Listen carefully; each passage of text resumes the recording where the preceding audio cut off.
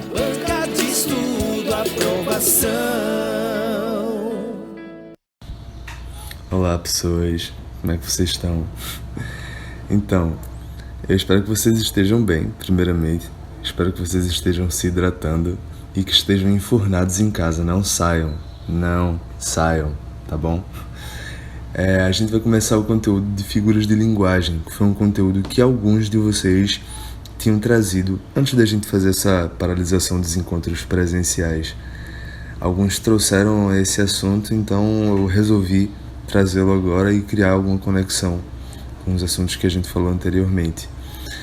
E, para começar, a gente vai resolver as questões que a gente tinha deixado na semana passada, certo?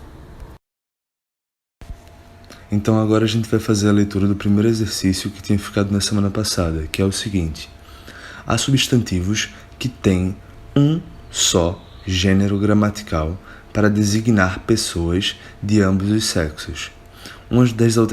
Uma das alternativas seguintes, constituída de 3 substantivos desta espécie, é a criança, a vítima, o selvagem. B, a criança, a testemunha, o agente. C, a vítima, a jovem, o parente. D, a criança, a vítima, o cônjuge. E, a testemunha, a patroa, o mestre. No enunciado dessa questão, a gente já tem uma informação basilar que vai nos ajudar para responder. Entendê-la primeiro e depois conseguir responder. Que na primeira parte diz: há substantivos que têm um só gênero gramatical. O que é que está querendo dizer com isso? Gênero gramatical vai ser basicamente a única forma apresentada. A gente viu na semana passada que tínhamos os substantivos biformes e os uniformes. Aqui a gente está dentro da caixa dos uniformes. Então vou ter uma única forma. Sendo assim, para responder essa questão, é necessário fazer um exercício bem básico. Tentar fazer a troca do gênero das palavras. Então, vamos fazer isso para tentar achar a alternativa correta. O criança, o vítima, a selvagem. O criança e o vítima ficou meio estranho, né? A selvagem ainda se encaixou. Mas então essa não é a correta. Letra B. O criança, o testemunha, a agente. A agente ainda se encaixa. Letra C. O vítima, o jovem, a parente. A gente tem aí o jovem, ainda tem a possibilidade de ser biforme, e a parente. Aí também tem a letra D agora. O criança, o vítima, a cônjuge. Então, aí a gente poderia ter uma pequena casquinha de banana para se escorregar. Mas a palavra cônjuge, ela só vai ter essa única forma. Não vai existir a cônjuge, e sim o cônjuge. E, enfim, talvez vocês precisem procurar no dicionário. É importante vocês procurarem no dicionário, mas não necessariamente o dicionário físico. Tem os dicionários online que vocês podem fazer essa consulta do significado da palavra cônjuge. Por muitas vezes a gente vai se deparar com algumas palavras que a gente não vai reconhecer o significado de primeira, porque já estão num certo desuso ou elas são de um uso muito específico, certo? Então aí a gente tem a alternativa D como correta. O segundo exercício, marque a alternativa cujos substantivos recebem o acréscimo de ES para marcação do plural. A. Cor, hambúrguer, hotel. B. Humor, mulher, anel. C. Colher, cor, chafariz. D. Sabor, cadeira, elevador. E. Rumor, chafariz e céu. A chave para responder essa questão é lembrar que o acréscimo do ES para marcação do plural, ele se dá apenas nas palavras oxítonas terminadas em R, S e Z. De posse dessa informação, a gente começa a analisar as alternativas e percebe que hambúrguer não é uma palavra oxítona e hotel termina com a letra L. Na letra B, a gente também tem uma palavra que termina com a letra L, o que invalida a possibilidade de colocar o ES como uma marcação do plural. Já na letra C, a gente tem todas as palavras oxítonas terminadas em R ou Z. Então, a gente tem na letra C a nossa alternativa correta.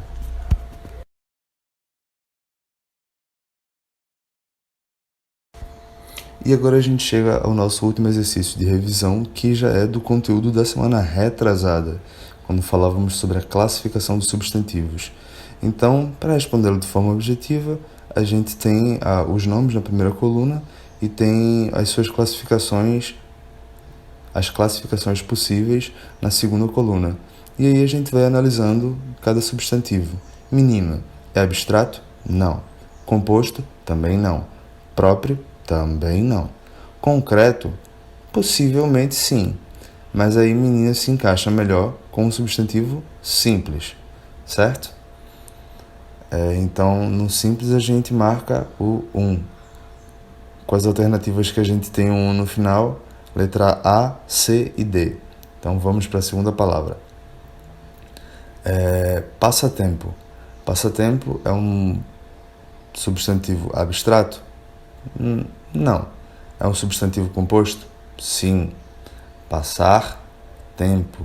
Eu tenho duas palavras juntas, duas raízes juntas dentro de uma única palavra. Então, a gente já tem aí a nossa resposta.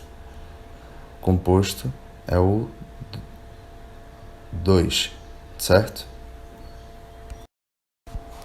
E de posse dessas informações, a gente consegue preencher a coluna já com a alternativa A, porque é a única que vai apresentar o 2 na segunda opção e o número 1 na última opção. A primeira é o número 5, vamos ver se está correto. O número 5 é falsidade. Falsidade é um substantivo abstrato. Agora, na terceira opção, a gente tem Rio de Janeiro. Rio de Janeiro é um nome próprio, o nome de uma cidade, certo? O nome de um estado. E o 4 é o lápis, que é um substantivo concreto. Finalizando essa parte dos exercícios de revisão, a gente torna o conteúdo e primeiro a gente volta ao quadro das divisões da gramática, que vai ser sempre basilar para a gente poder compreender as coisas. A gente tem a fonética, que estuda a parte acústica do som, a gente tem a morfologia, que vai estudar as pequenas partes que compõem as palavras e suas relações e classificações, a sintaxe, que vai estudar a relação das palavras no sentido da frase, e a semântica, que vai estudar o sentido das frases, o sentido dos textos, num geral. Sobre esses 4 eixos, a gente está muito acostumado com a análise da gramática normativa, que ela vai prescrever o qual seria o jeito correto da gente utilizar, para tentar organizar, né? Eu já falei sobre isso, que o Brasil é muito grande e imagina se todo mundo realmente falasse de uma forma diferente. Qual seria o português que a gente teria no extremo norte do Brasil e qual seria o português que a gente teria no extremo sul do Brasil? Levando em consideração que a língua é esse instrumento que está sempre se modificando, se modulando. Mas também, para além da gramática normativa, a gente tem uma outra observação, que é a observação a partir da estilística, que vai ser a área responsável por analisar os tipos de organização das palavras ou associações linguísticas presentes nos discursos orais e escritos. O que é isso? A estilística vai ser uma parte dos estudos da linguagem que vai vir a estudar a função expressiva dos discursos, dos textos. Então, a gente tem as palavras, mas o modo como eu digo determinada palavra ou o modo como eu organizo determinadas palavras dentro do meu texto vai criar um certo tipo de efeito. Quando a gente fala sobre isso, a gente pega exatamente o gancho sobre as figuras de linguagem. que são recursos linguísticos que os autores recorrem para tornar a linguagem mais rica e expressiva. Daqui a pouco, a gente vai ver os tipos de figuras de linguagem. Mas, antes disso, a gente precisa entender uma pequena diferença que talvez muitos de vocês já conheçam, mas alguns talvez não. Que é entre conotação e denotação. A denotação, ela ocorre quando a palavra é empregada em sua significação usual, literal, referindo-se a uma realidade concreta ou imaginária. É o sentido que a gente vai encontrar nos dicionários. Quando eu encontro uma palavra em determinado texto e ela está sendo utilizada ali com um sentido encontrado no dicionário, então eu tenho um sentido denotativo. E aí a gente tem essa frase: aquela sobremesa estava muito azeda, não gostei.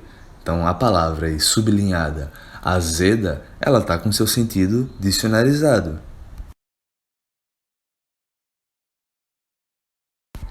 Já a conotação, ela ocorre quando a palavra é empregada em sentido figurado associativo, possibilitando várias interpretações. Então, o que é isso? Vai ser quando eu encontro determinada palavra e o sentido dela é modificado de acordo com o seu contexto.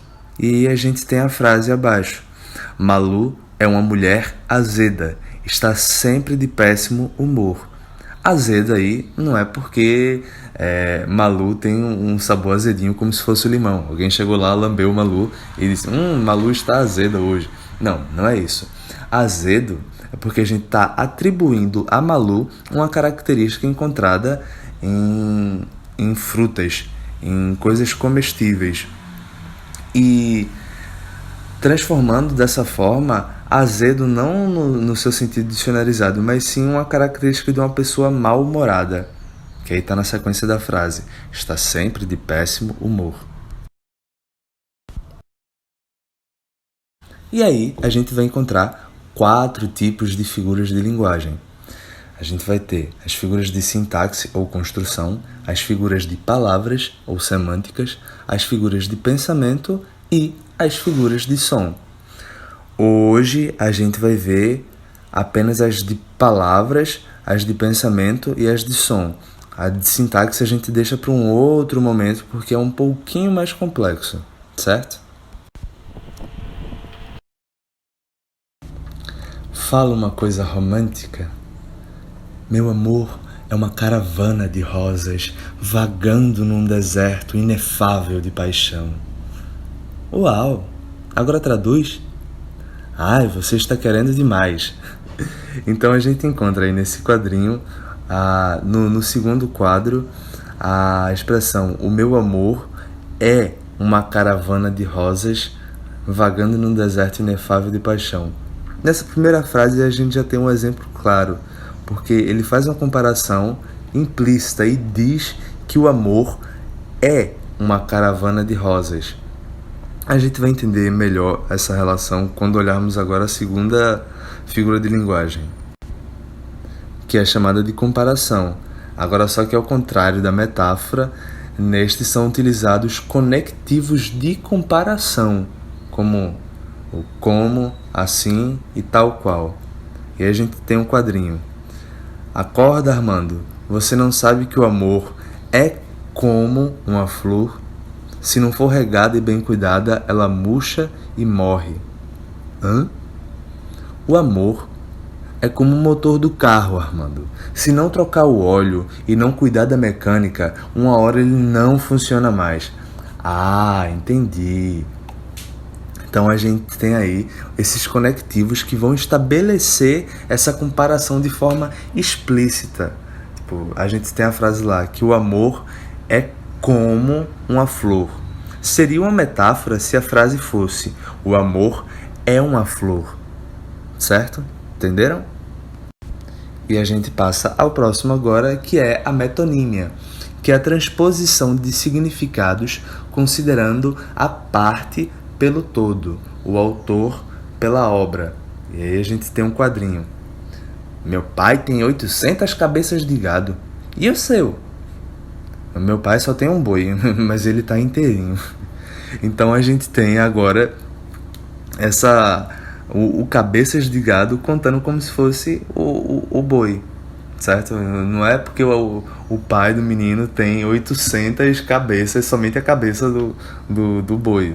Não é isso. É porque geralmente é assim como se conta.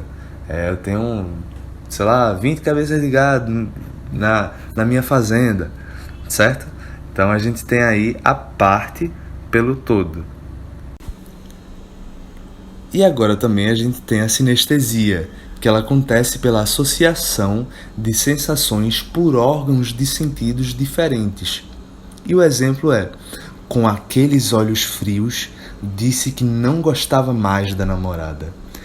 E aí agora a gente tem que retornar ao que eu tinha falado antes sobre conotação e denotação. Os olhos frios aqui não está no sentido denotativo, mas sim no sentido conotativo, que aí é quando a gente tem uma pessoa fria, que ela não tem emoções, como se fosse uma pedra de gelo, sabe? Então aí a gente está atribuindo essa frigidez ao olhar, levando em consideração que o frio a gente vai conseguir perceber pelo tato. Então atribuir um sentido do tato à visão vai criar esse processo sinestésico, certo? E agora a gente parte para as figuras de pensamento. A primeira delas é a hipérbole, que corresponde ao exagero intencional na expressão. E a gente tem um exemplo. Viu como eu canto bem? Aham. Aposto que Elis Regina está morrendo de inveja. Eu sou sinistro. A gente tem agora no último quadrinho a expressão aposto que Elis Regina está morrendo de inveja. A gente tem que entender duas coisas. Elis Regina era uma cantora brasileira que ficou conhecida pela sua voz, extremamente potente e bonita, diga-se de passagem. E a segunda coisa é que não se morre de inveja. Inveja é um sentimento abstrato, mas não se morre somente dela. Pode-se morrer talvez em decorrência dela. Se você tem muita inveja de alguém e faz alguma coisa que pode lhe colocar em risco, você, pimba, morre. Mas não se morre de inveja, certo? Então isso aí é um extremo exagero. E esse exagero se denomina hipérbole. Já o eufemismo, ele é utilizado para suavizar o discurso. Ao invés de querer exagerar, quando você quer suavizar alguma situação, a gente utiliza o eufemismo, que a gente tem o exemplo aqui. Fofoqueira não, querida. Eu sou produtora de biografias orais não autorizadas. Isso tudo para dizer, em outras palavras, que a pessoa é fofoqueira. Então, ele ali está usando de palavras mais bonitas e complexas, buscando um outro sentido que não aquele diretamente atribuído ao termo fofoqueira. Então, a gente tem aí a presença de um eufemismo. Também é muito encontrado o eufemismo, geralmente em situações quando alguma pessoa falece, vem a morrer. E aí diz-se, por exemplo, João encantou-se, que é um termo meio antigo, mas é uma expressão meio antiga, mas ainda tem pessoas que utilizam isso, do encantar-se como um sinônimo de vir a óbito, certo? E agora a gente tem a muito provavelmente mais utilizada figura de linguagem, que é a ironia, a representação do contrário daquilo que se afirma. E a gente tem: então, você gosta de falar mal de mim? Conte-me como estou me importando com isso. E aí a gente tem o estabelecimento da ironia, quando ele fala o conte-me como estou me importando com isso. E é óbvio que a gente só vai poder compreender a ironia quando a gente observa a imagem desse homem que está sentado, com a sua cabeça recostada sobre a mão, com um leve sorriso no rosto e com a cara de extremamente despreocupação.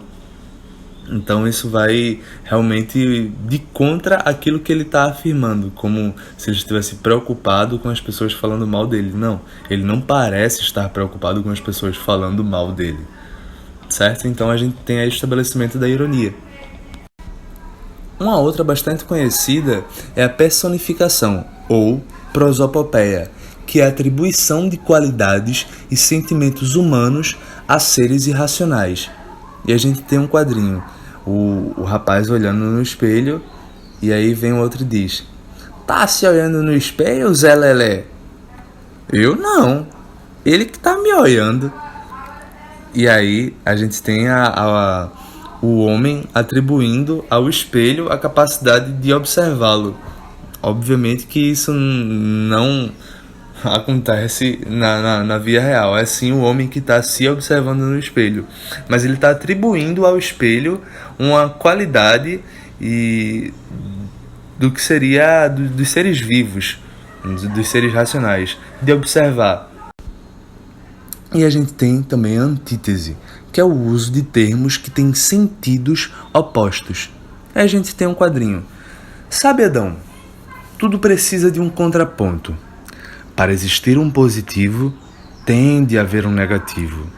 Para existir o um, tem que existir o menos um. Sem o mal, como saberíamos o que é o bem? O que seria da paz sem a guerra?"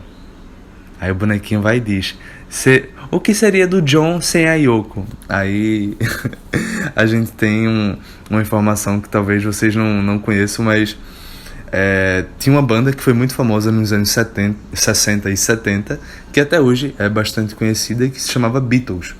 E aí um dos integrantes dessa banda era o John Lennon. E o John Lennon era casado com... tinha uma relação com uma outra artista chamada Yoko Ono, que era um artista visual performer dos anos 60 e 70 também. E aí eles tinham uma relação muito forte, tão forte, que algumas pessoas chegaram a dizer que os Beatles acabaram por causa da relação dos dois. Que eles, enfim, ficaram tão próximos que John Lennon acabou se afastando dos Beatles. Mas aí a gente toma essa informação como referência para entender que o tempo todo nesse quadrinho o boneco grande ele faz uma relação de oposição, positivo, negativo, menos um, bem, mal, guerra, paz. John Lennon e Yoko Ono, sem a Yoko Ono, entende? Então a gente tem aí a utilização da antítese. Já o paradoxo, que é ótimo para a gente observar a antítese e entender uma certa comparação, porque o paradoxo ele representa o uso de ideias que têm sentidos opostos, não somente os termos, como a gente tinha visto de bem, mal, mas sim ideias opostas. E aí a gente vai entender isso dentro do contexto do quadrinho. Toda certeza é relativa. Tem certeza, professor? Absoluta. Então há aí uma contradição clara das ideias, porque ele fala no primeiro quadrinho que toda certeza é relativa. O aluno pergunta se o professor tem certeza e ele diz que é absoluta. Se é absoluto, então não há margem para relativização. Então eu tenho aí a instauração de um paradoxo. Como é possível que toda certeza seja relativa se o professor tem certeza absoluta sobre isso? Não é confuso? Não parece confuso? Mas isso é apenas um paradoxo, uma figura de pensamento. E a gente vai ter agora as figuras de som, que são bastante utilizadas dentro da literatura, dentro da produção musical. A gente vai encontrar muito isso. E a primeira delas é a aliteração, que é a repetição de sons consonantais.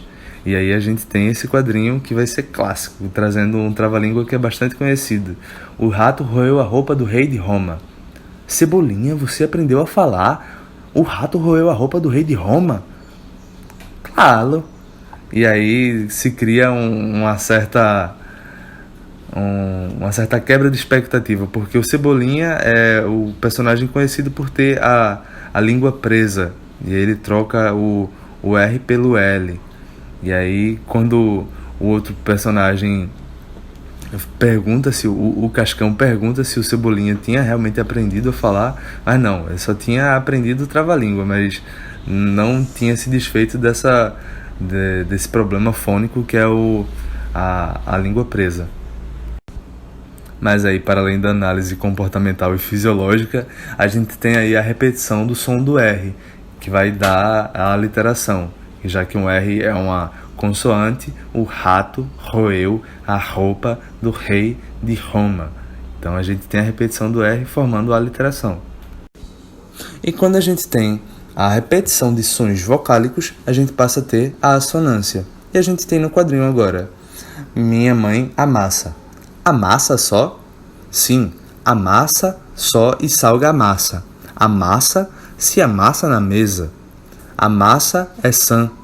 Sim, a massa é sã. O bom de ir para a escola é que a gente pode ter conversas literárias. E aí a gente tem a repetição do A. A, ma, sa, a, ma, sa, sim, a, ma, sa, sal, ga, a, ma, sa, a, ma, sa, si, a.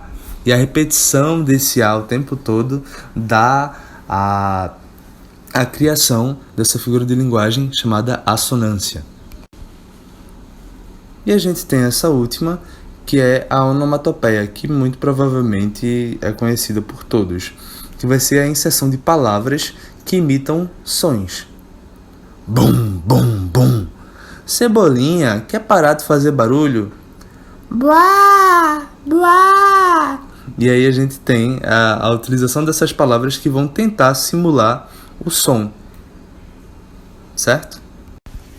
Essas figuras de linguagem que a gente entrou em contato hoje são apenas algumas das mais importantes, das mais utilizadas dentre as muitas figuras de linguagem que existem e foram catalogadas na nossa língua. A partir dessas, a gente vai responder 2 exercícios. Eu vou responder junto com vocês agora, e a outra, eu vou deixar esse exercício para casa e vocês vão retornar com a resposta na próxima semana, tá bom? E aí a primeira é: assinale a única alternativa que possui a figura de linguagem conhecida como metáfora. E aí a gente tem a alternativa A: correu feito louco para não perder o ônibus. Letra B: sua pele é um pêssego.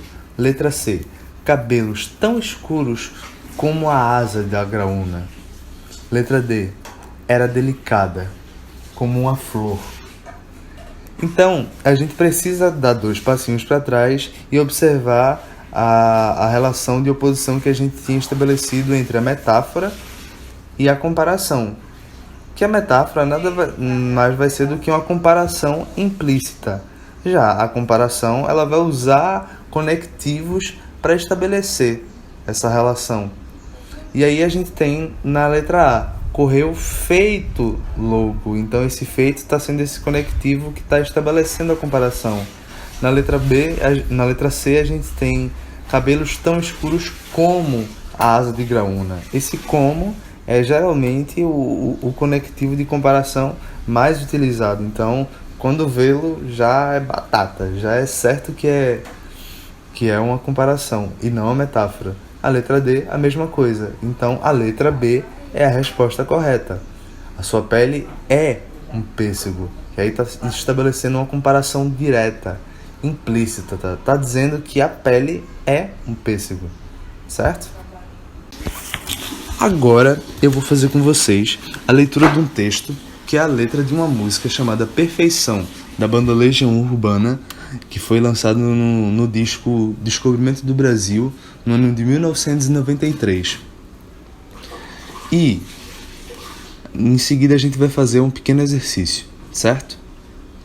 A letra diz: vamos celebrar a estupidez humana, a estupidez de todas as nações, o meu país e sua corja de assassinos, covardes, estupradores e ladrões.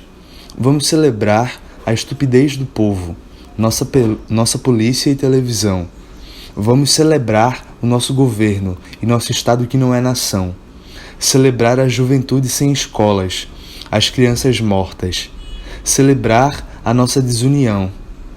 Vamos celebrar Eros e Thânatos, Perséfone e Hades. Vamos celebrar nossa tristeza. Vamos celebrar nossa vaidade. Vamos comemorar como idiotas, a cada fevereiro e feriado, todos os mortos nas estradas, os mortos por falta de hospitais. Vamos celebrar nossa justiça, a ganância e a difamação. Vamos celebrar os preconceitos, o voto dos analfabetos. Comemorar a água podre e todos os impostos, queimadas, mentiras e sequestros. Nosso castelo de cartas marcadas, o trabalho escravo, nosso pequeno universo. Toda hipocrisia e toda afetação, todo roubo e toda indiferença. Vamos celebrar epidemias. É a festa da torcida campeã. Vamos celebrar a fome. Não ter a quem ouvir, não se ter a quem amar. Vamos alimentar o que é maldade. Vamos machucar o coração. Vamos celebrar nossa bandeira, nosso passado de absurdos gloriosos. Tudo que é gratuito e feio, tudo que é normal. Vamos cantar juntos o hino nacional. A lágrima é verdadeira. Vamos celebrar nossa saudade e comemorar a nossa solidão. Vamos festejar a inveja, a intolerância, a incompreensão. Vamos festejar a violência e esquecer a nossa gente que trabalhou honestamente a vida inteira e agora não tem mais direito a nada. Vamos celebrar a aberração de toda a nossa falta de bom senso, nosso descaso por educação. Vamos celebrar o horror de tudo isto com festa, velório e caixão. Tá tudo morto e enterrado agora, que também podemos celebrar a estupidez de quem cantou essa canção. Venha, meu coração está com pressa, quando a esperança está dispersa, só a verdade me liberta. Chega de maldade e ilusão. Venha, o amor tem sempre a porta aberta, e vem chegando a primavera. Nosso futuro recomeça. Venha, que o que vem é perfeição. E agora a gente vai começar um exercício que é muito mais de interpretação textual. Com base com o texto que a gente leu, a gente tem o primeiro exercício, que é o verbo celebrar, segundo o dicionário eletrônico ROAS, significa acolher com festejos ou com exaltação. No entanto, na canção Perfeição, sugere-se que a celebração de coisas ruins, como a estupidez humana, a juventude sem escolas, o nosso Estado que não é nação. E aí eu pergunto, como é que vocês entendem essas afirmações? E aí, para conectar com o que estávamos falando antes, qual a figura de linguagem utilizada pelo poeta nessas frases? O segundo é, qual a mensagem da letra dessa música? Ela é otimista ou pessimista? Ou otimista e pessimista ao mesmo tempo? O que é que vocês acham? O terceiro, essa canção foi escrita na década de 90. Você diria que essa mensagem ainda é atual? Por quê? E o quarto, por que essa música é considerada uma música de protesto? O quinto, na estrofe, vamos comemorar como idiotas a cada fevereiro e feriado, a que se refere a expressão a cada fevereiro. O sexto, qual é a estrofe que traz uma mensagem otimista e de esperança? E aí, pegando um gancho na terceira questão desse exercício, que diz que essa canção foi escrita na década de 90, a gente começa a observar o contexto em que essa música foi escrita. Obviamente que esse é um conteúdo do nosso professor Wellington, mas é importante para os nossos estudos entender que essa música foi escrita no período de redemocratização do país, quando, ao final da ditadura militar, que acabou em 1985, e a promulgação da Constituição em 1989, e a retomada da livre produção artística e o fim da censura com a instauração da Constituição, a gente tem um contexto de um país ainda que está engatinhando naquilo que se nomeava por liberdade. Então, entender essa música como um protesto que começa a surgir após um longo tempo de censura, um longo tempo de violência, é muito importante. E aí, para entender melhor qual era esse contexto anterior, eu vou deixar um vídeo aqui no final falando um pouco sobre o que foi a produção artística dentro desse tempo de 1964 até 1985. E ao final desse vídeo eu vou deixar um outro vídeo que é o original dessa música que eu li agora há pouco. E aí, enfim, se vocês quiserem ver e ouvir, vai ser talvez interessante. É isto. Fiquem bem, resolvam esse exercício e mandem. Vocês vão ter que encaminhar as respostas e essas respostas vão ter que chegar a mim. Eu vou conversar com ela, então o melhor jeito, como é que vai ser isso, se vocês vão tirar foto do caderno, mandar pelo WhatsApp, ou mandar por e-mail, ou mandar pelo Facebook, não sei. Mas a gente vai descobrir o melhor jeito de fazer isso, tá bom? Fiquem bem. Tchau, tchau.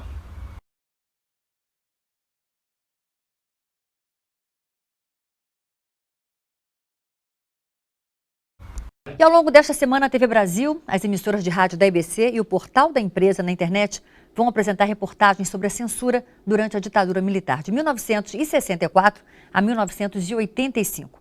E o repórter Ri vai mostrar agora como a censura afetou a produção musical no país. A repressão e as histórias de dor que marcaram o período da ditadura militar desafiaram a criatividade dos artistas.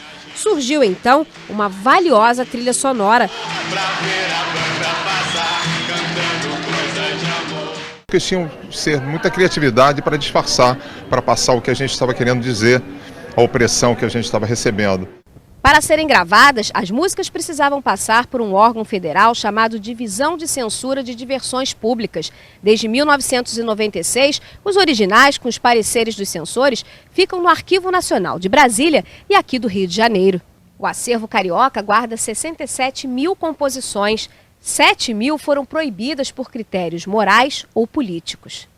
Usar a palavra liberdade, por exemplo, como nesta letra de Martim da Vila, era garantia de veto. Luiz Airão teve uma música censurada porque escreveu sobre homossexualismo.